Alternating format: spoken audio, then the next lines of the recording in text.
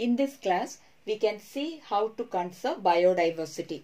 There are two ways by which biodiversity can be conserved. They are in situ conservation and ex situ conservation.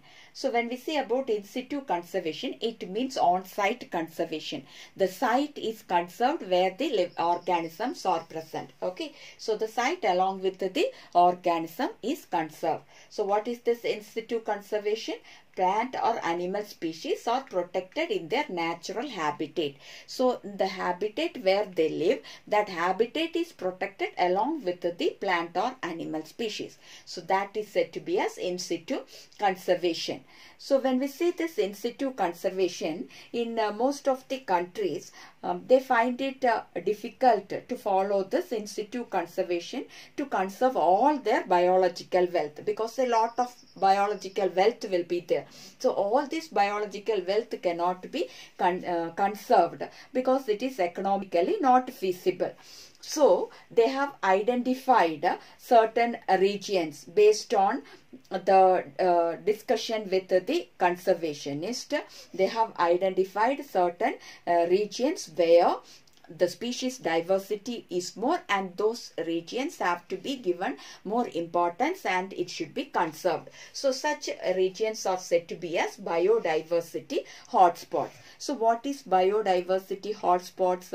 These are regions where high levels of species richness is there and high degree of endemism is there. Okay, so biodiversity hotspot is having high levels of species richness and high degree of endemism.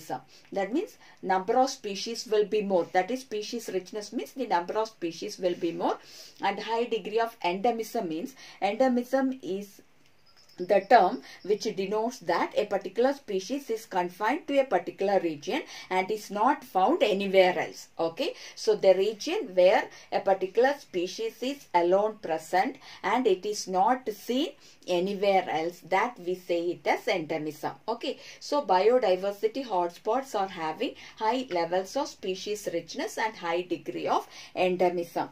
Initially there are 25 biodiversity hotspots, and now 9 more have been added, and now the total biodiversity hotspot in the world is about 34. Okay, and in India we can see there are 3 main biodiversity hotspots. They are Western Ghats and Sri Lanka, Indo-Burma and Himalaya. Okay, so in these biodiversity hotspots, the number of species is more, as well as they are having high degree of endemism. Okay, and these biodiversity hotspots may cover about 2% of the Earth's land area, but the number of species they harbor is huge. Okay. So when we protect these biodiversity hotspots, we can reduce the mass extinction by about 30%. Okay. Now, when we see India, India is an ecologically unique and biodiversity rich country. It is having various biodiversity rich regions which are legally protected. So what are such areas which are legally protected? That is, we are having biosphere reserves, then what, national parks and wildlife sanctuaries. Okay. India is having about 14 biosphere reserves, 90 national parks and 448 wildlife sanctuaries. What is this biosphere reserves? See, actually it is an ecosystem with the plants and animals of unusual scientific and natural interest. Okay, that we say it as biosphere reserves, and we are having 14 such biosphere reserves which are legally protected. Then what is national parks? Here it is an area which is protected by the state for enjoyment. Okay, that we say it as national parks. We can go and visit and for enjoyment. Around 90 such national parks are there. And next is the wildlife sanctuaries. What is it? It is the natural habitat which is owned by government or private agency to safeguard particular species of birds and animals. That is wildlife sanctuaries. You might have heard of bird sanctuaries sanctuaries or certain animal sanctuaries, isn't it? And around 448 such wildlife sanctuaries are there. Okay, so these are all legally protected areas where we are protecting the area along with the animals and plants which live there. Okay, then India is also having a history of religious and cultural traditions, isn't it? And in many areas, especially the forest areas, the trees and wildlife within that forest tracts are venerated. That means they are worshipped as a part of religious activity. They are worshipped and given total protection, and these are said to be as the sacred groves. Okay, so what are the sacred groves? These are the tracts of forest where the trees and wildlife within that are protected. How they use this tracts as a area of worship. Okay, so that organisms which are living there, the animals which live there, and the plants or the trees which are present there are protected, because when they worship that region, they will not cut down or destroy any plant or animals. Okay, so such regions are said to be as sacred groves.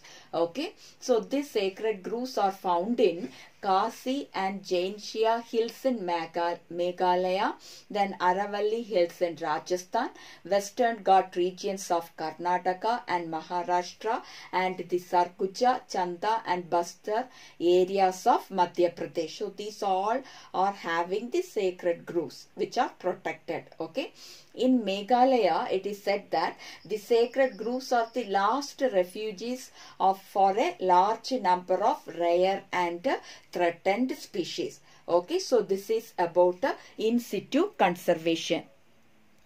Next is ex situ conservation. Ex situ means outside the site, isn't it? We are taking away from the habitat and protecting the animals or plants. That is said to be ex situ conservation. So what is ex situ conservation? Here the threatened animals or plants are taken out from their natural habitat and they are placed in special setting where they can be protected and given special care. Okay. That means we have to take the plant or the animal from their natural habitat. As we are not able to protect the whole habitat, we are taking away the plant or animal from their natural habitat and we are placing them in special setting which we artificially make it, and where we can give them special care and thus they can be protected. Okay, so this is said to be as ex situ conservation. So the various methods by which or various special settings where we can protect these plants and animals are zoological parks, botanical garden and wildlife safari parks. Zoological parks where the animals are, mostly the animals are protected, and in botanical garden the plants are protected, and in wildlife safari parks here the animals and plants will be there. It is just like zoo like or zoological park like, but here the visitors can drive their own car and they can see the plants and animals. That is wildlife safari parks. Okay, so in these special settings we can protect the plant or the animals. Okay, not only the plant or animals are protected, nowadays we are able to even protect the cells. Single cells are also being preserved and protected. Okay. For example, we can say the gametes, they can be protected by the method called cryopreservation. What is this cryopreservation? It is preserving or protecting the cells at a very low temperature. That is just like minus 196 degrees Celsius. In liquid nitrogen, we are able to protect the seeds, isn't it, or the pollen grains, not the seeds, the pollen grains, isn't it? Just like that, the gametes, that is the single cells, can be protected by the method of cryopreservation, where the temperature will be very low, where we can protect the cells without losing their viability and fertility. Okay, they will be alive and they will be fertile. Okay. So gametes can be preserved for a very long period by cryopreservation. Same way, eggs can also be protected and can be used for producing the next generation by in vitro fertilization. In vitro fertilization means the egg can be taken out from the parent body, and then in special culture medium we can keep it, and we can allow the male gamete to fuse with it, and thus the zygote can be formed and the next generation can be produced. Okay, so eggs can be protected and can be used to produce the next generation by in vitro fertilization. Okay, same way the plants can be propagated by tissue culture method. If suppose the seeds are not produced in such plants, the cells can be taken out from the plant, and in culture medium it can be kept and allowed to grow. So the single cell will divide and produce a mass of cell, a tissue will be formed, and in that tissue when hormones are added, root and shoot will be differentiated and a new plant will be developing, which can be used for producing the next generation. Okay, same way the seeds can be stored in seed banks, just like the blood banks are available where the blood is stored. Like that, the seeds can be stored in seed banks for a long period of time, and whenever required it can be used for propagation. Okay, so these are the various methods by which ex situ conservation can be done. Okay, now for biodiversity conservation, we can say this biodiversity is not having any boundaries, isn't it? No political boundaries are there. So conservation is a collective responsibility of all the nations or all the countries, isn't it? So for that, a historic convention on biological diversity was organized, that is said to be the Earth Summit. It was held at Rio de Janeiro in 1992. Okay, and during the Earth Summit, they called upon all the nations to take proper measures for the conservation of biodiversity and sustainable utilization of the benefit of biodiversity. Okay, then later followed by that was the World Summit, which was organized in Johannesburg in South Africa in the year 2002. On the topic sustainable development. The World Summit was organized for sustainable development, and about 190 countries participated in this, and they pledged to achieve by 2010, that is by the year 2010, they pledged to reduce the loss of biodiversity. So at what rate now the biodiversity loss is taking place? From that, a significant reduction can be made.